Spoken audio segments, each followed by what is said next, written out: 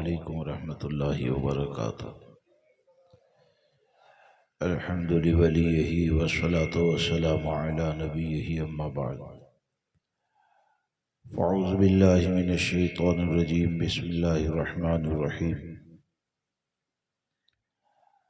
وَأْمُرْ بِالْمَعْرُوفِ وَانْهَ عَنِ الْمُنْكَرِ وَاصْبِرْ عَلَى مَا أَصَابَكَ إِنَّ ذَلِكَ مِنْ عَزْمِ الْأُمُورِ، صدق اللہ العظیم۔ ان اللہ وملائکتہ یصلون علی النبی یا ایھا الذین آمنوا صلوا علیہ وسلموا تسلیما۔ اللہم صل علی سیدنا و مولانا محمد معدن الجود والکرم وآلہ الکرام واصحابہ العظام وابنہ الکریم وبارک وسلم صلاۃ و سلام علیک یا سیدی یا رسول اللہ صلی اللہ تعالی علیہ وسلم۔ سامعین کرام و رفیقان گرامی، وقت مختصر بچا ہوا ہے۔ جو تفصیل سوچ کر آیا شاید وہ تفصیل کے لیے وقت نہیں ہے، اور آپ لوگ بھی کافی دیر سے بیٹھے ہوئے ہیں۔ چند باتیں آپ کے سامنے عرض کرتا ہوں، اللہ تبارک و تعالی مجھے آپ کو سب کو کہنے سننے سے زیادہ عمل کی توفیق عطا فرمائے۔ یہ آپ تمامی حضرات جانتے ہیں کہ معاشرے میں بے شمار برائیاں پائی جاتی ہے، اور برائیوں کے خاتمے کی باتیں بھی روزانہ ہوتی ہے۔ آپ لوگ بھی جب آپس میں بیٹھتے ہیں تو برائیوں کو ختم کرنے کی بات کیا کرتے ہیں۔ ہم کو یہ سوچنا ہے کہ چاہے عقیدے کی خرابی کسی میں پیدا ہو، چاہے عمل کی خرابی پیدا ہو، یہ خرابیوں کو اگر دور کرنا ہے تو صرف بات کرنا، مشورہ کرنا اور پھر اپنے کام پر لگ جانا اس کا علاج نہیں ہوتا ہے۔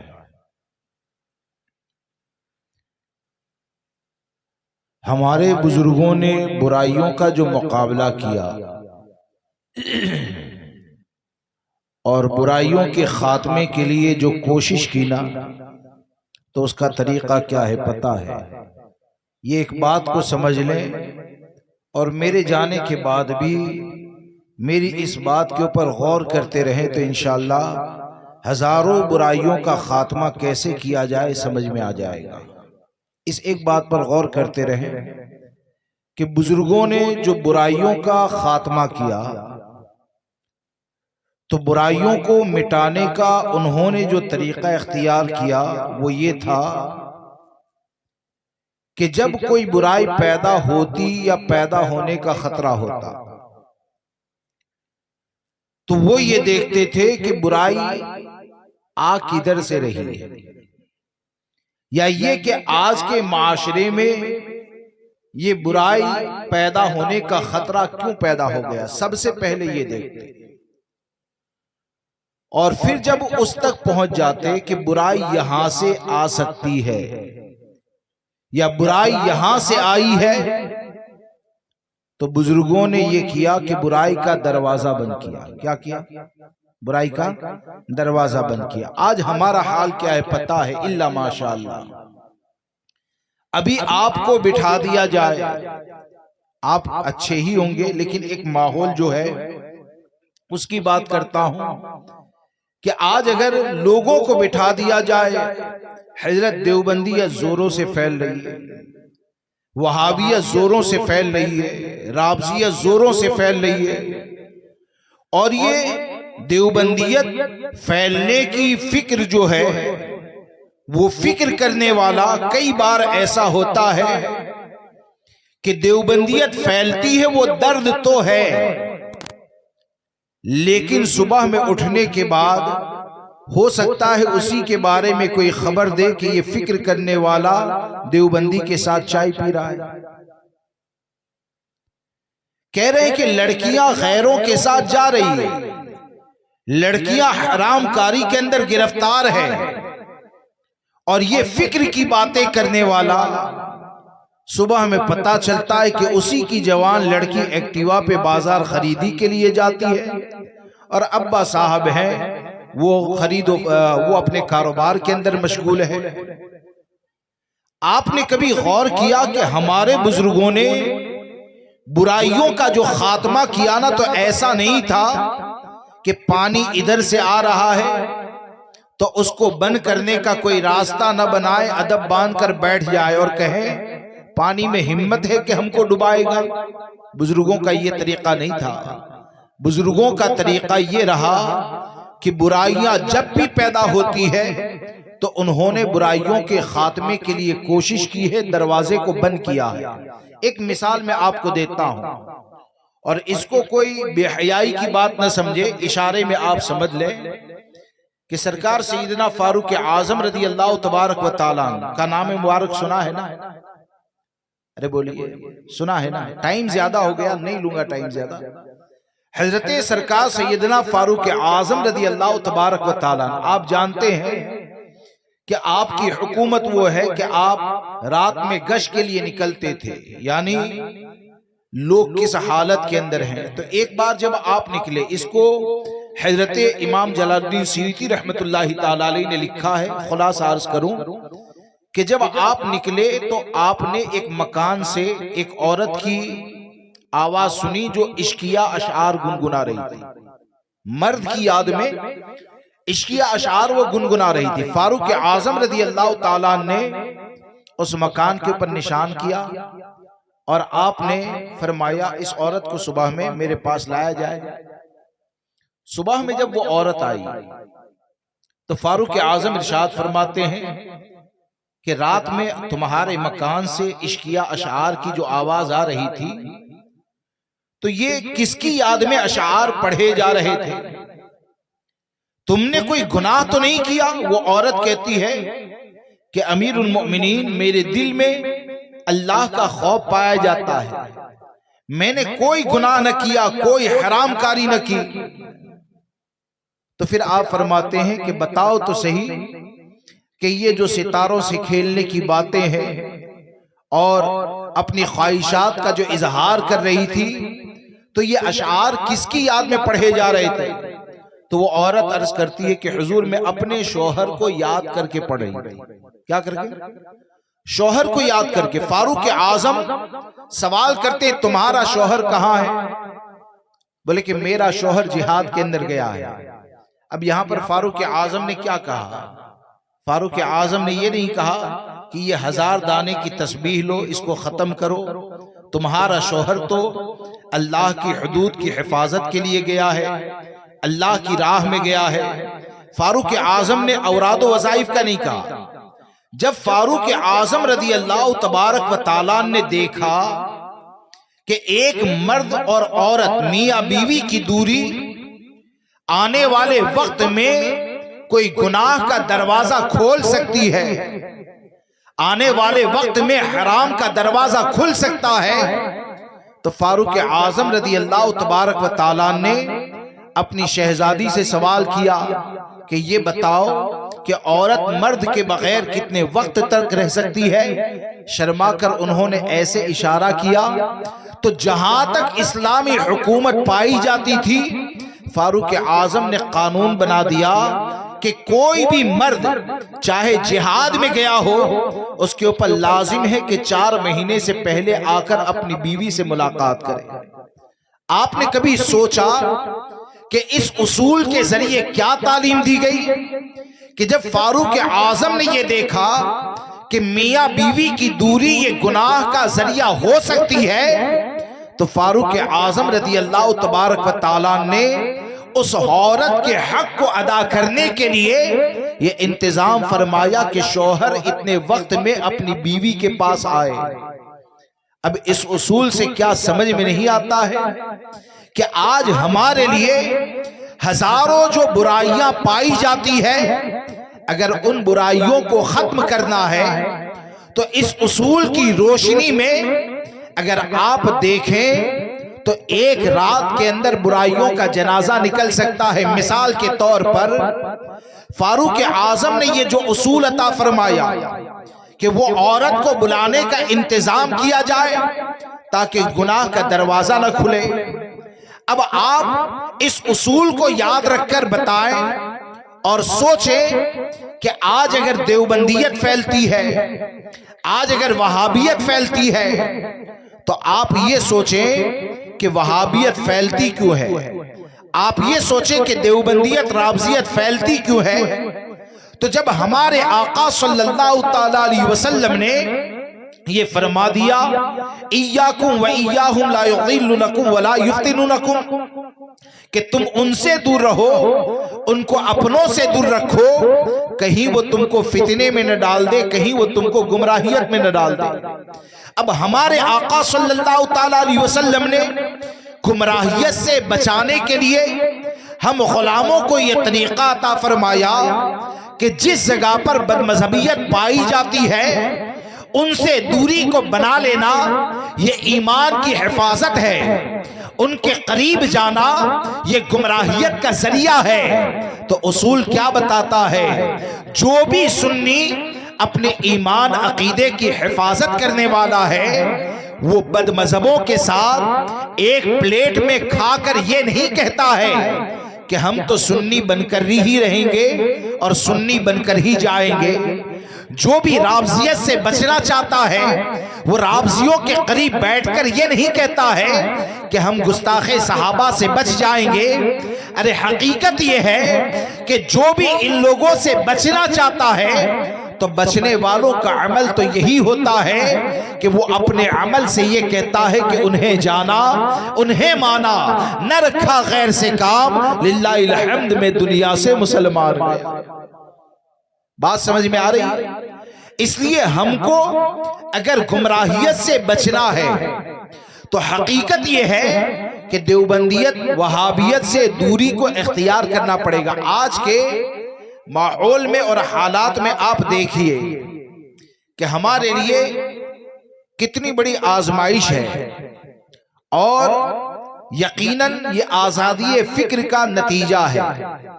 کیونکہ برساتی میڈک کی طرح ہزاروں عقل والے پیدا ہو گئے، کوئی کہیں پر بھی لے جاتا ہے، کوئی کسی کو کہیں سے بھی بلاتا ہوا نظر آتا ہے۔ آپ سب سے پہلے اس چیز کو سمجھیں کہ دیوبندیت اور وہابیت سے ہمارا جو اختلاف ہے وہ اختلاف کوئی ذاتی اختلاف نہیں ہے، ہمارا اختلاف یہ اللہ رسول عز و جل و صلی اللہ تعالی علیہ وسلم کی رضا کے خاطر ہے۔ کیوں کہ یہ دونوں وہ جماعتیں ہیں کہ جن کے ایسے کفریہ عقیدے ہیں کہ معاذ اللہ رب العالمین ان لوگوں نے نبی اکرم صلی اللہ تعالی علیہ وسلم کے علم مبارک کو جانوروں، پاگلوں اور چوپایوں سے تشبیہ دی ہے۔ یہ وہ لوگ ہیں کہ جنہوں نے امام الانبیاء صلی اللہ تعالی علیہ وسلم کا خیال نماز میں لانے کو گدھے اور بیل کے خیال کو لانے سے زیادہ بدتر کہا ہے۔ یہ وہ لوگ ہیں کہ جنہوں نے نبی اکرم صلی اللہ تعالی علیہ وسلم کے اختیار کا انکار کر دیا ہے۔ اب یہ جو خباثت والے ہیں یعنی دیوبندی اور وہابی جماعت ہے، اگر ان لوگوں کے اگر بائیکاٹ کی بات آتی ہے تو لوگ کیا کہتے ہیں؟ لوگوں کا معاملہ یہ ہوتا ہے کہ بہت سے لوگ یہ کہتے ہیں کہ ہم کتنے لوگوں کو چھوڑیں گے، علماء کرام آتے ہیں فلاں سے دور رہو، فلاں سے دور رہو، فلاں سے بچو، تو ہم کہاں پر جائیں گے؟ تو میں آپ کو ایک چیز بتاتا ہوں کہ امام اہل سنت سرکار سیدی اعلیٰ حضرت فاضل بریلوی رضی اللہ تبارک و تعالیٰ کا جو مسلک ہے، یعنی امام احمد رضا کا جو راستہ ہے وہ کوئی نیا راستہ نہیں ہے۔ امام احمد رضا کی نرمی، امام احمد رضا کی سختی، امام احمد رضا نے جس سے اتحاد کیا، امام احمد رضا نے جس سے اختلاف کیا، ان تمام چیزوں میں اگر آپ کو روش نظر آئے گی تو اتحاد و اختلاف میں امام احمد رضا نے صحابہ اور اہل بیت کو اپنی نظروں کے سامنے رکھا ہے۔ اتحاد و اتفاق میں صحابہ، اہل بیت، اولیاء کرام کے راستے کو اپنی نظروں کے سامنے رکھ کر پھر ہم کو یہ بتایا کہ مسلک رضا یہ کوئی نیا راستہ نہیں ہے، بلکہ تیرے غلاموں کا نقش قدم ہے راہ خدا، وہ کیا بہک سکے جو یہ سراغ لے کے چلے۔ یہ امام احمد رضا کا مسلک ہے کہ مثال کے طور پر آپ دیکھیں کہ امام احمد رضا نے دیوبندیت کا بائیکاٹ کرنے کے لیے کہا۔ اب دیوبندی کا ایک عقیدہ کیا ہے کہ معاذ اللہ نبی اکرم صلی اللہ تعالیٰ علیہ وسلم کے زمانے کے بعد، ہمارے آقا صلی اللہ تعالیٰ علیہ وسلم کی بعثت مبارکہ کے بعد اگر کوئی نیا نبی آ جائے تو انہوں نے یہ لکھا کہ خاتمیت محمدی میں کوئی فرق نہیں آئے گا، یعنی ہمارے آقا صلی اللہ تعالیٰ علیہ وسلم کے آخری نبی ہونے کا ان لوگوں نے انکار کر دیا۔ اب یہ انکار کرنے والی جماعت کا اگر بائیکاٹ کرنے کی بات کی جائے نا تو لوگ کیا کہتے ہیں، کیا رشتہ داروں کو چھوڑ دیا جائے؟ کیا آج کے زمانے کے اندر اتنے مشکل وقت کے اندر بائیکاٹ پوسیبل ہے؟ تو میں ایسے لوگوں کو یہ کہنا چاہتا ہوں کہ صدیق اکبر رضی اللہ تبارک و تعالیٰ کے زمانے کو یاد کریں کہ وہ صدیق اکبر کا دور کہ جس وقت مسیلمہ کذاب کا فتنہ پیدا ہوا، یعنی ہمارے آقا صلی اللہ تعالیٰ علیہ وسلم کی حیات ظاہری کے آخری حصے میں مسیلمہ کذاب نے نبوت کا دعویٰ کر دیا تھا۔ صدیق اکبر رضی اللہ تبارک و تعالیٰ کے سامنے مانعین زکوٰۃ کا فتنہ ہے، ارتداد کا فتنہ ہے، لیکن مسیلمہ کذاب جس نے نبوت کا دعویٰ کیا تھا، یہ فتنہ پیدا ہوا تو صدیق اکبر نے جہاد کے لیے جن صحابہ کرام کو بھیجا تو اس میں وہ بدری صحابہ کہ جن کو حصول برکت کے لیے صدیق اکبر رضی اللہ تبارک و تعالیٰ نے روک کر رکھا تھا۔ مسیلمہ کذاب کا فتنہ اتنا بڑا فتنہ تھا کہ انہوں نے نبی اکرم صلی اللہ تعالیٰ علیہ وسلم کے ختم نبوت کا انکار کیا، اور جب جھوٹی نبوت کا دعویٰ کر لیا تو صدیق اکبر نے اصحاب بدر کو بھی اس جنگ میں شرکت کا حکم دیا، اور مسیلمہ کذاب کے فتنے کا مقابلہ یہ صدیق اکبر ہزاروں صحابہ کرام کی قربانی کو پیش کرتے ہیں اور مسیلمہ کذاب کے فتنے کا مقابلہ کرتے ہیں، اس کا خاتمہ کرتے ہیں۔ اب آپ سوچیں کہ صدیق اکبر کے زمانے میں ختم نبوت کے اوپر اگر پہرا دینے کی بات آتی ہے تو وہاں پر صحابہ اپنی جانوں کو قربان کرتے ہیں، اور قرب قیامت میں ختم نبوت کا انکار کرنے والی جماعت اگر دیوبندیت کی بات آتی ہے تو یہاں پر تعلق کو توڑنے سے انکار کر دیا جاتا ہے۔ لوگ رشتہ داریوں کو بچانے کی بات کرتے ہیں۔ ارے حقیقت یہ ہے کہ امام احمد رضا نے جو ان کے بارے میں سختی کی ہے تو یقیناً تمام صحابہ کا اجماع یہی تھا کہ گستاخ رسول کے خلاف جہاد کیا جائے گا، گستاخ رسول پر سختی کی جائے گی، اور جو صحابہ کرام کی سختی پائی جاتی تھی انہی کی سختی کو دیکھتے ہوئے امام احمد رضا نے ہم کو یہی فکر دی کہ اگر صحابہ کے مسلک کو جسے آج پہچان کے لیے مسلک اعلیٰ حضرت کہا جاتا ہے، اہل بیت کے مسلک کو جسے آج پہچان کے لیے مسلک اعلیٰ حضرت کہا جاتا ہے، اس پر قائم رہنا ہے تو لازم اور ضروری یہ ہے کہ ہر ایک امام احمد رضا کی آواز میں آواز لگا کر اگر کہیں تو یہی کہیں کہ انہیں جانا، انہیں مانا، نہ رکھا غیر سے کام، للہ الحمد میں دنیا سے مسلمان گئے۔ یہ ایمان کی حفاظت کا ذریعہ ہے، یہ عقیدے کی حفاظت کا ذریعہ ہے۔ اب دیکھیے یہ تو دیوبندی وہابی کی بات آئی، اب آپ کے سامنے ایک اور بات عرض کر دوں کہ آج کے وقت میں تیزی سے جو فتنہ پھیل رہا ہے وہ رافضیت کا فتنہ ہے، اور رافضیت کا فتنہ خطرناک اس لیے ثابت ہو رہا ہے کہ بھائی اشرف علی تھانوی کا نام تو گستاخ ہے، مشہور ہو چکا ہے، لیکن رابضیت کا فتنہ جو آتا ہے وہ ان کا نام لے کر آتا ہے کہ الحمدللہ سنی کا بچہ بچہ جن سے محبت کرتا ہے، یعنی مولا کائنات۔ یہ رابضیت کا فتنہ مولا کائنات کا نام لے کر پھیلایا جاتا ہے۔ آپ یہ کہہ سکتے ہیں کہ محبت اہل بیت کے نام پر صحابہ کی گستاخی کا جام پلایا جاتا ہے، اور ایموشنل جو کیا جاتا ہے نا، سادات کرام ہے، الحمدللہ ہم رضوی ہیں، اور سادات سے جو محبت ہوتی ہے نا وہ ہم کو امام احمد رضا نے گھٹی میں پلائی ہے، اور ہم یہ اچھے سے جانتے ہیں کہ ہم اس سلسلے سے تعلق رکھتے ہیں کہ جہاں پر اگر شیرنی بھی تقسیم کی جائے تو سادات اگر ہوتے ہیں تو سادات کو ڈبل حصہ دیا جاتا ہے، لیکن یہاں پر سیادت کا نام لے کر یا سید ہونے کی بات کر کے کئی لوگ یہ کہتے ہیں ہمارے جد امجد مولا کائنات ہیں۔ یقیناً ہر سید کے جد امجد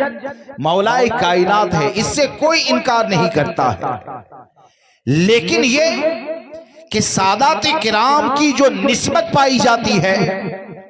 تو صرف نسبت کو لے کر اگر معاذ اللہ رب العالمین ایموشنل کیا جائے یا کسی کو رابضیت کی طرف لے جایا جائے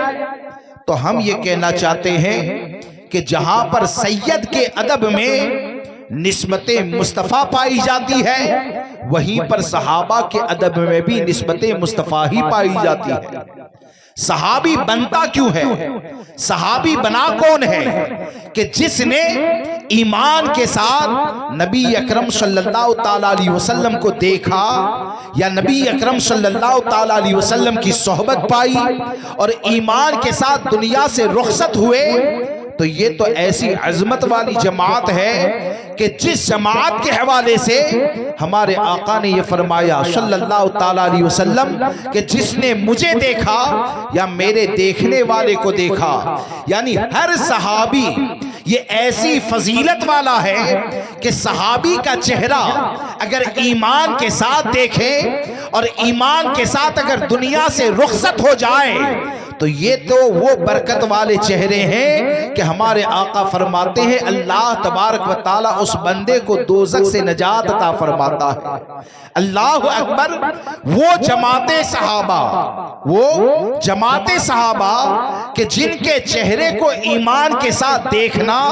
اور ایمان کے ساتھ رخصت ہونا یہ نجات اور بخشش کا ذریعہ ہے، آج معاذ اللہ رب العالمین اہل بیت کا نام لے کر لوگوں کے دلوں میں بغض صحابہ کو پیدا کرنے کی کوشش کی جاتی ہے۔ تفصیل کا وقت نہیں ہے، میں صرف آسان انداز میں ایک باتیں عرض کر دوں کہ دیکھیے کہ الحمدللہ اہل سنت و جماعت یہ وہ جماعت ہے جو اللہ کے تمام مقبول بندوں سے محبت کرتی ہے، یعنی صحابہ، اہل بیت، اولیاء، جو بھی اللہ کی بارگاہ کا مقبول ہے، ہر مقبول سے محبت کرنے والا اگر کسی کا دل ہے تو وہ سنی کا دل ہوتا ہے۔ اب آج کے وقت میں یہ جو کہا جاتا ہے کہ بھائی ہمارے جد امجد، یعنی ہر سید کی بات نہیں کرتا، بعض سادات ہوتے ہیں، ان کا ایموشنل بلیک میل کرتے ہیں، ان کا فائدہ اٹھاتے ہیں اور کیا کہتے ہیں کہ حضرت امیر معاویہ اور حضرت علی کے درمیان اختلاف ہوا، تو تم کس کے ساتھ ہو؟ کیا حضرت علی کے ساتھ نہیں ہو؟ تم پہلے تو میں آپ کو یہ بتا دوں۔ اور بعض لوگ ایسا بھی کہتے ہیں، معاذ اللہ الزام رکھتے ہیں کہ یہ رضوی جو ہے نا وہ حضرت امیر معاویہ کو حضرت علی کے برابر کہتے ہیں۔ کوئی ایک کسی کا باپ بھی ثابت نہیں کر سکتا ہے کہ امام اہل سنت نے یہ کہا ہو۔ امام اہل سنت تو واضح طور پر فرماتے ہیں کہ فرق مراتب بے شمار حق بدست حیدر قرار۔ اہل سنت کا عقیدہ بیان کرتے ہیں کہ اگر مرتبے دیکھیں تو مرتبوں میں حضرت امیر معاویہ سے مولا کائنات بے شمار درجہ افضل ہیں، اور حق پر بھی اختلاف میں تو حضرت علی ہی ہے، لیکن آگے کیا فرمایا؟ پھر بھی معاویہ ہمارے سردار، لیکن پھر بھی حضرت امیر معاویہ ہمارے سردار ہیں، ان پر تان کار فجار، یعنی ان کے اوپر تان و تشنیع کرنا یہ فاسق و فاجر کا کام ہوا کرتا ہے، یہ اہل سنت و جماعت کا عقیدہ ہے۔ اب آج کے وقت میں حضرت علی اور حضرت امیر معاویہ کے اختلاف کو ذکر کر کے اور لوگ حدیث کے مقابلے میں تاریخ کی کتابوں کا حوالہ دیتے ہیں، قرآن کی آیتیں پیش کی جائے تو تاریخ کی کتابوں کا حوالہ اختلاف میں پیش کیا جاتا ہے۔ تو میں یہ کہنا چاہتا ہوں کہ ہر سید کے جد امجد یہ حضرت علی ہے، تو حضرت امام حسن کے جد امجد نہیں بلکہ والد ماجد یہ حضرت علی ہے۔ یہ کیوں بھول جاتے ہیں؟ ہم نے حضرت علی اور حضرت امیر معاویہ کے اختلاف کو کتابوں کے اندر پڑھا ہے، اور حضرت امام حسن مجتبی نے کتابوں میں پڑھا نہیں ہے بلکہ آنکھوں سے دیکھا ہے۔ اور جب آنکھوں سے دیکھنے کے بعد جب حضرت امام حسن مجتبی نے حضرت علی کے حضرت امیر معاویہ کے ساتھ صلح کر لی اور ہمارے آقا کی اس پیشن گوئی کو پورا فرما دیا کہ میرا یہ بیٹا سید ہے، ان قریب اللہ تبارک و تعالی اس کے ذریعے مسلمانوں کے دو گروہ میں صلح کی راہ پیدا فرمائے گا۔ تو جب ہمارے آقا نے دونوں گروہ کو مسلمان کہا، حضرت حسن مجتبی نے حضرت امیر معاویہ کے حوالے خلافت کو فرما دیا، تو یقیناً سنی صحیح معنوں میں وہ ہوتا ہے کہ جب حضرت حسن مجتبی نے اتحاد کر لیا تو جس سے حضرت امام حسن اتحاد کرے ہم کبھی اس سے اختلاف نہیں کریں گے، ہم کبھی اس سے اختلاف نہیں کریں گے۔ اور دوسری بات یہ غوث اعظم کو کتنے مانتے ہیں؟ ارے بولیے، غوث اعظم حجت ہے نا ہمارے لیے، حضور غوث اعظم حجت ہے نا۔ آج جو لوگ یہ کہتے ہیں نا کہ بھائی حضرت علی ہمارے جد امجد ہے، ہر سید کے جد امجد ہے، لیکن کیا غوث اعظم کے جد امجد نہیں ہے؟ ہر سید کے جد امجد ہے تو کیا حضور غوث اعظم کے جد امجد یہ مولا کائنات نہیں ہے؟ ارے غوث اعظم کو تو مولا کائنات کی بارگاہ سے ایسا قرب حاصل تھا، ایسی نزدیکی حاصل تھی کہ غوث اعظم رضی اللہ تبارک و تعالیٰ جب خطاب کرتے ہیں نا تو خطابت آپ نے کب شروع کیا؟ خطابت کے میدان میں قدم کب رکھا؟ جب 7 مرتبہ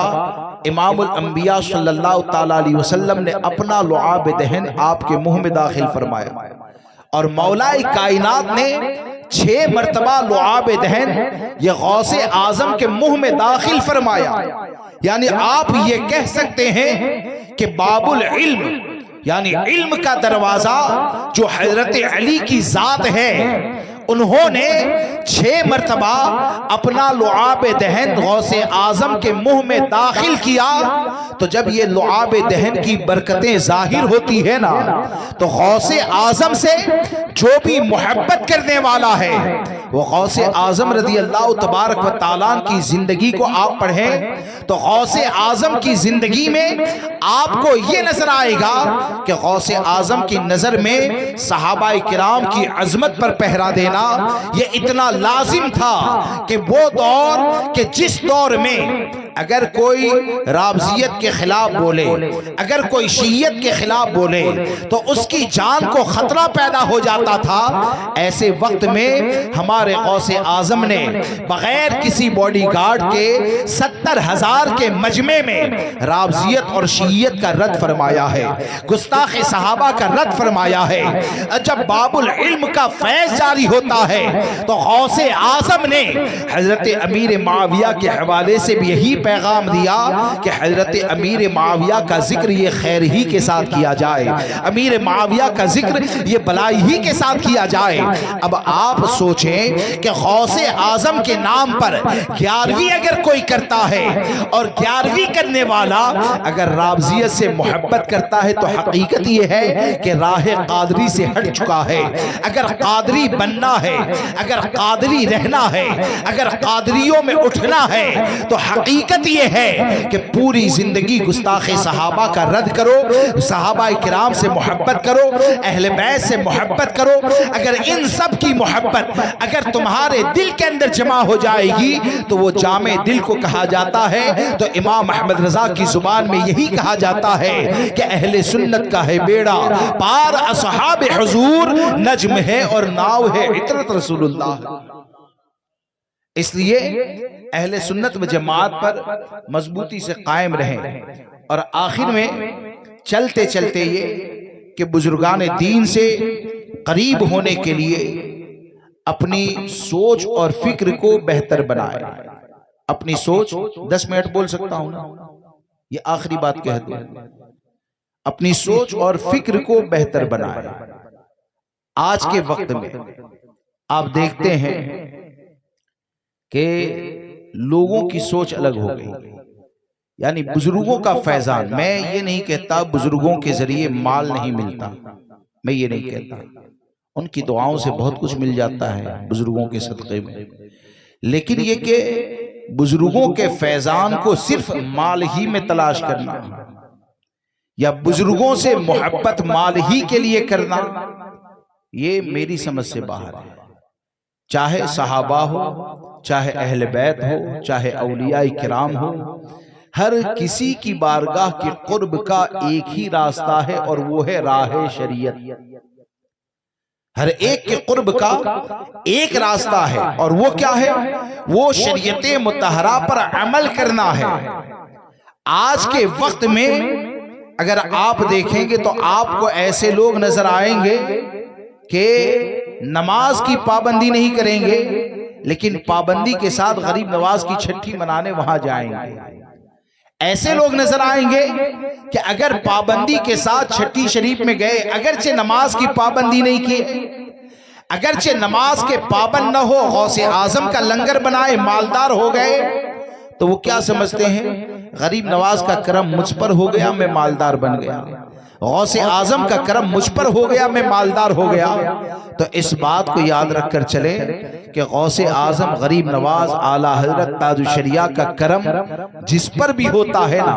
یہ سب دین کی دعوت دینے کے لیے آئے، یہ سب شریعت کی اہمیت کو بیان کرنے کے لیے آئے۔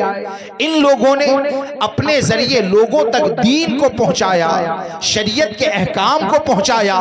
تو حقیقت یہ ہے، یہ بزرگان دین اگر اپنی بارگاہ سے کسی کو عطا کرتے ہیں تو سب سے پہلے شریعت کی پابندی کا جذبہ عطا کرتے ہیں، بعد میں مال عطا کیا جاتا ہے۔ سب سے پہلے شریعت کی پابندی دی جاتی ہے، بعد میں مال دیا جاتا ہے۔ اس لیے دوستو، شریعت کے ذریعے بزرگوں کے بارگاہ سے قربت حاصل کرنے کی کوشش کریں۔ اور آج کے ماحول میں جو پیران عظام کی بات ہے تو الحمدللہ جسے شریعت نے پیر کہا، کس نے؟ آج لوگوں کی سوچ کیا بن گئی ہے؟ باشرہ جو پیر ہیں ان کو تو چھیڑیں گے کیوں؟ باشرہ پیر سے تو محبت کرنا یہ نجات کا ذریعہ ہے۔ باشرہ اگر پیر ہے تو اس کی توہین کرنا یہ ناجائز و حرام ہے۔ لیکن یہ کہ پیر کہا کسے جاتا ہے، متقی کسے کہتے ہیں، پرہیزگار کسے کہا جاتا ہے؟ تو اس بات کو یاد رکھ کے چلے، اصول یہ ہے کہ شریعت جسے متقی کہے اسے متقی کہا جائے گا، شریعت جسے فاسق کہے اسے فاسق کہا جائے گا، شریعت جسے گمراہ کہے اسے گمراہ کہا جائے گا، شریعت جسے کافر کہے اسے کافر کہا جائے گا۔ یعنی ہر معاملے کے اندر اگر حجت ہے تو وہ شریعت مطہرہ حجت ہے۔ اب آج کے وقت میں مجاز جو دیا جاتا ہے وہ کیا مجاز دیا جاتا ہے کہ بھائی اپنے پیر کو چھوڑو مت، کسی کے پیر کو چھیڑو مت، اور یہ نعرہ بولنے کے اندر تو اچھا لگتا ہے، اور حقیقت میں اپنا پیر اگر باشرہ ہے اور سامنے والے کا پیر بھی اگر باشرہ ہے تو وہ کسی بھی سلسلے سے تعلق رکھتا ہو، ہم اس کو چھیڑتے نہیں بلکہ اس کا ادب و احترام کرتے ہیں۔ لیکن یہ کہ اگر شریعت کے خلاف عمل کرے یا یہ کہ فاسی کے معلن اگر ہو جائے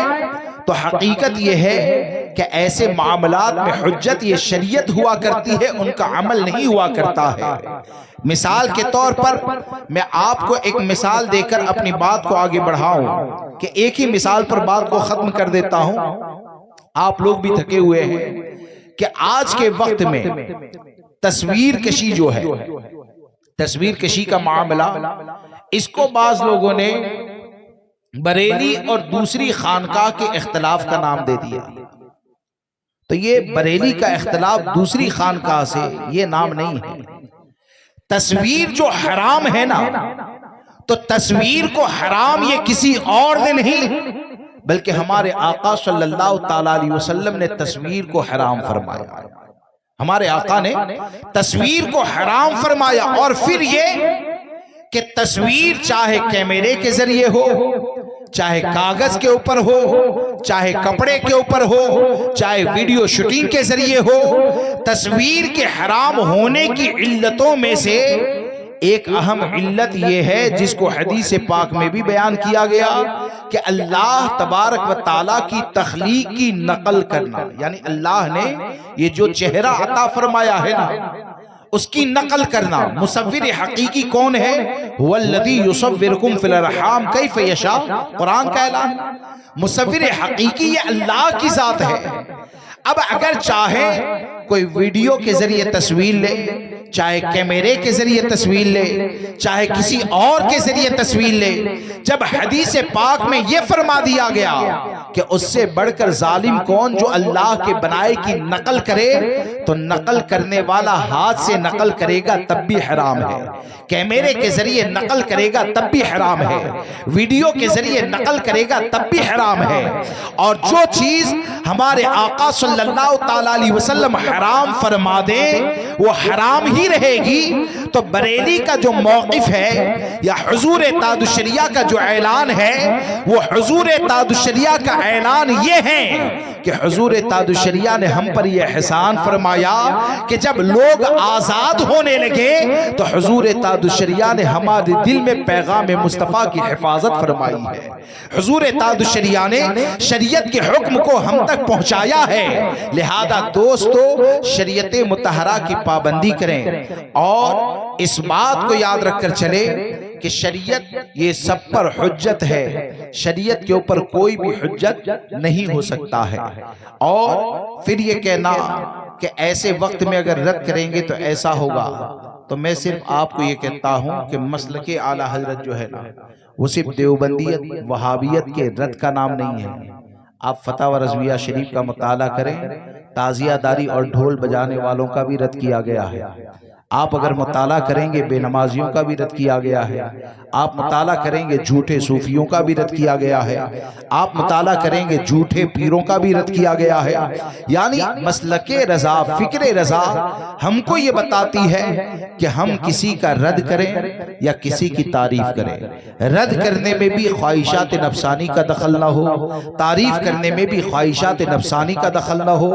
رد کریں اللہ کی رضا کے لیے، تعریف کریں اللہ کی رضا کے لیے، اور اپنی زندگی کو ایسی بنائے جس کو امام احمد رضا نے فرمایا کہ کرو مدح اہل دول رضا، پڑے اس بلا میں میری بلا، میں گدا ہوں اپنے کریم کا، میرا دین پارے نہ رہے۔ اللہ مجھے آپ کو سب کو عمل کی توفیق عطا فرمائے۔ السلام علیکم ورحمۃ اللہ۔